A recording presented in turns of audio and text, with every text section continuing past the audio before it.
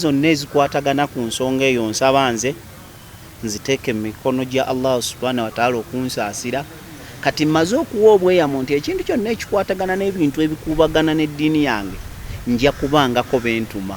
N'olwekyo bw'onaaba oyagala okumanya twagaba obusolo bwenkana ki, ensonga eyo nsaba ngikwasizza ate muganda wange vice wange ye mwami Gerard ajja kulambulira nneme kubeera nga njoza ate bwenzirugaza. Mukibi Kamada Ssentebe oba chairman wa district ye Kalungu.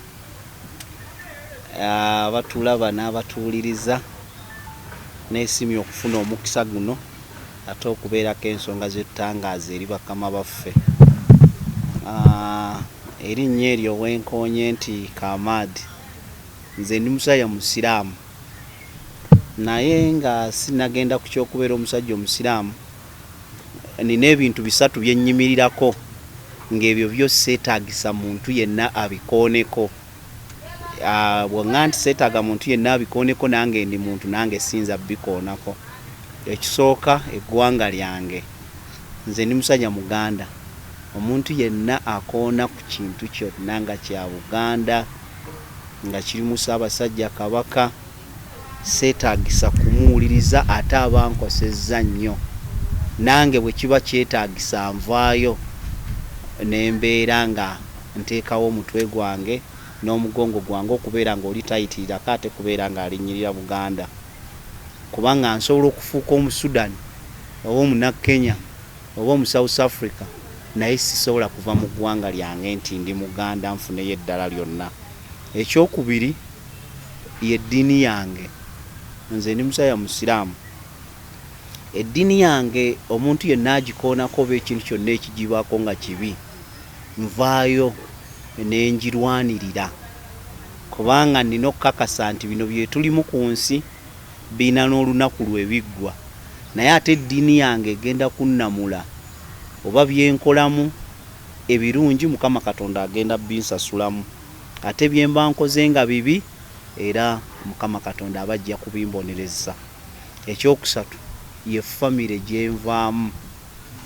Si famire nze ng'omuntu gye nsobola okuteeka ku nsi okukola, naye yo famire enzaala, kubanga bwe mba nkoze ensobi etwaliramu bakadde bange, etwaliramu bajjajja bange, etwaliramu n'abantu abalala bangi. Kati ezonga ezo ssatu nziwumbako ne bakama bange. Nze bakama bange ebbanga lino lye banjazika mu buyinza bwabwe emyaka gino egisigadde 4 n'ekitundu, njagala okukola buli ekyo kyonna kyendaba nti kisobola okubaleetera okusanyuka, kisobola okubaleetera okubeera ng'obulamu bwabwe bukyuka, kisobola okubeerako kyekigattako Kalungu okusinziira we twamusangira. N'olwekyo ebisinga bingi bye tuba tukola biba bitambulira mu miramu egyo esatu: okukyusa embeera y'abantu baffe, okukyusa ebyenfuna mu kitundu kyaffe, n'okubeera nga ate tulibeerako ettaffaali lye tuteeka Kalungu waffe.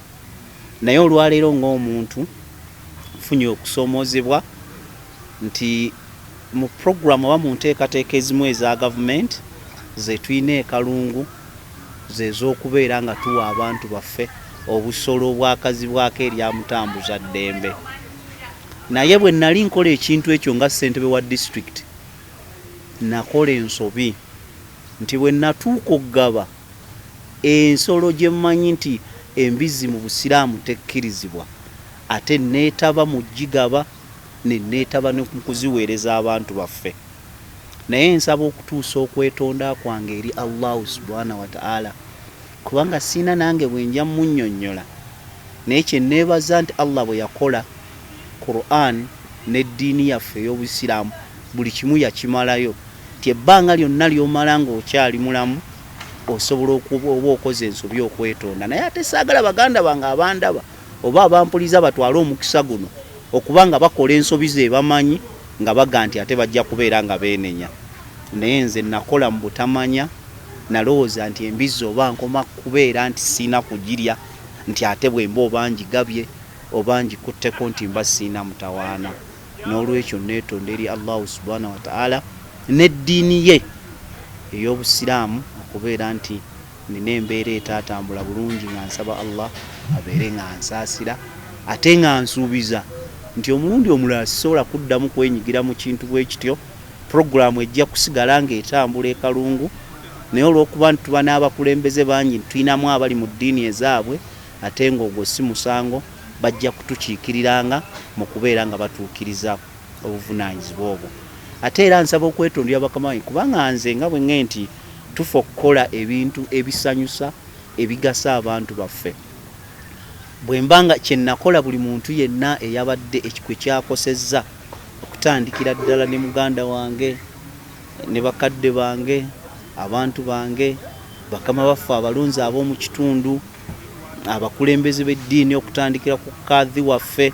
Kwanze nina omukisa ekyenjawulo nti muzikiti w'ensaalira e Kabale Bugonzi, Deputy Kadhi wa disitulikiti ya Masaka Kalungu yansaaza. N'olwekyo nsaba okumwetondera, okwetondera abakulembeze bonna ab'obusiraamu n'abantu ba Mukama Katonda bonna, buli eyawulidde ng'ekintu kino kimunyigiriza, era ne mbasuubiza nti siina n'ekimu kye nsobola kwekwasa wabula ogga nti obutamanya, okukemebwa, oluusi n'obuteefumiitiriza bulungi mu kintu ekimu kuba oba tokiinaako kumanya, naye tujja kwongera bingi. Neebaza nti omulundi guno baganda bange, abantu baffe, bakama baffe bavuddeyo ne batulaga nti kino kikyamu. Tusaba n'omulundi omulala bwe waliwo ebibadde bitambula nga si bigolokofu, babeere nga batutegeeza tukyuseemu, kubanga tuli baweereza baabwe, ffe tuli bakama baabwe, ate olina kukola bakama bo ebyo ebibaleetera essanyu, si ebibaleetera ennaku. N'olwekyo abakulembeze b'eddiini y'obusiraamu, bannakalungu, abafamire, abantu ba Mukama Katonda mwenna, saba okubeetondera nti ekintu ekyo sijja kubeera omulundi omulala nga nkiddamu. Ate era bwe mmanga nsobezza mu maaso muŋŋambeko, nze bwe najja ne ntuuka ewa bakama bange abantwala mu busiraamu okutandikira ddala ne mufuti waffe ow'ekitiibwa, abakulembeze bakadhi, abawalimu, bwe banaabanga ekibonerezo kye bansalidde nga kyakungalamiza kunkuba kibooko kazibe 5 kazibe 10, olw'okuba nti mba mmanyi nti nzijja mujjana na kusaasirwa eri Allah subhanahu wa ta'ala, nja kukikkiriza ne bwekiba kyamulujjudde, naye tusobole okusigala nga tutambula nga tugenda mu maaso, tusobole okubeera nga tusoosowaza ensonga z'abannakalungu, tusobole okubeera nga tukyusa obulamu bw'abantu baffe, naye ng'ate tuwaŋŋana ekitiibwa amadiini gaffe, era nga tewali kintu kyonna kye tukola nga kikosa eddiini yaffe. Kubanga kino kinkutteko ng'omusiraamu singa mulayi yakikoze, ne bwe tunaaba tukoze ensobi mu maaso, kuba omuntu asobya nga zisobya eddiini endala, tetubikola mu bugenderevu, naye oluusi nga bwe nnyonnyodde mu butamanya n'okusomoozebwa kwe tubeeramu olw'okwagala tulabe ng'embeera z'abantu baffe nga zikyuka. Nze nga ssentebe wa disitulikiti nina programs nnyingi ezitambula mu disitulikiti, kubanga ebimu ku bitundu bye tujjamu omusolo local revenue gabeera mabaala, naye ate sijja kutuukangayo olw'okuwa ekitiibwa obusiraamu, naye nja kunoonyanga abantu be tukola nabo mu ttiimu okubeera nga batuukayo. Ezimu programu e Kalungu ezitambula ze z'okugabira abantu ebisolo. Era bwe nali njogera nategeeza abantu nti ku mulundi guno embizzi tuzigabidde nnyo abalina sappule, naye ate bwe tunaatuuka ku nkoko ne ku bintu ebirala ate tuwa omukisa baganda baffe abasijida.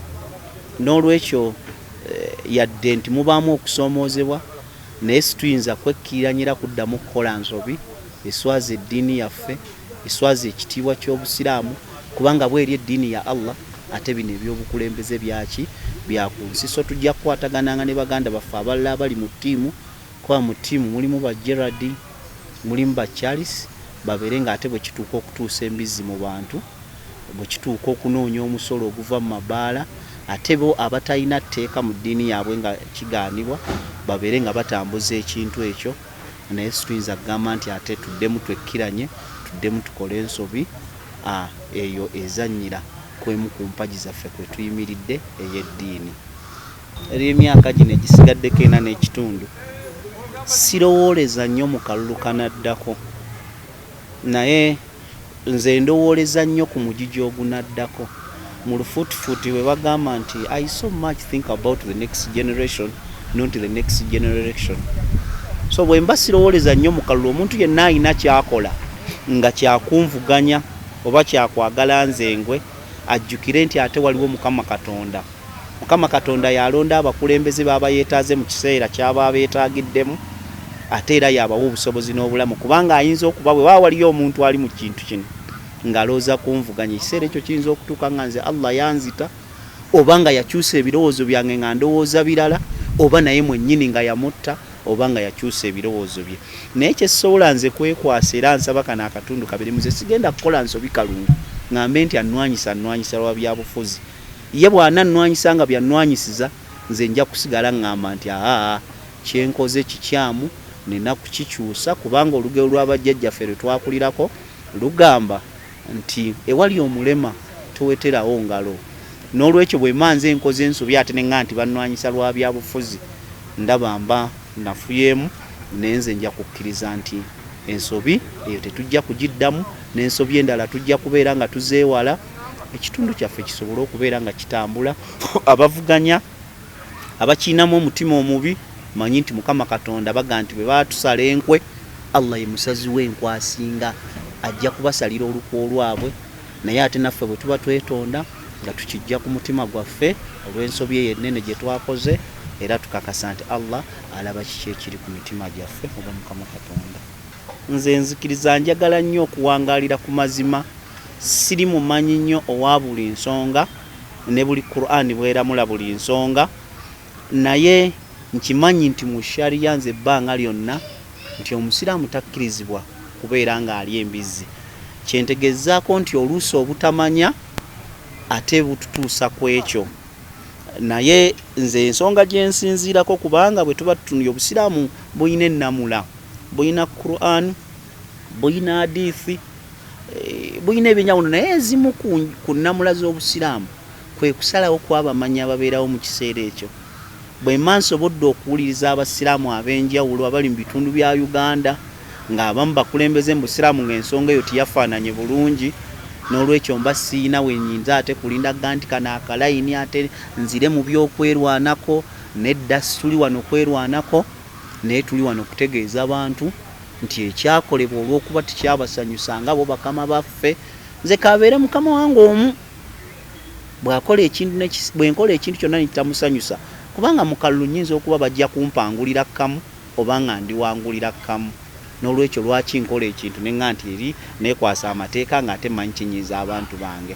N'olwekyo abasiraamu bwe baba nga waliwo ensonga yonna ng'ebanyiizizza mba ngamba ndi mukyamu era mba nsaba bansaasire bansonyiwe ku lwa Allah subhanahu wa ta'ala.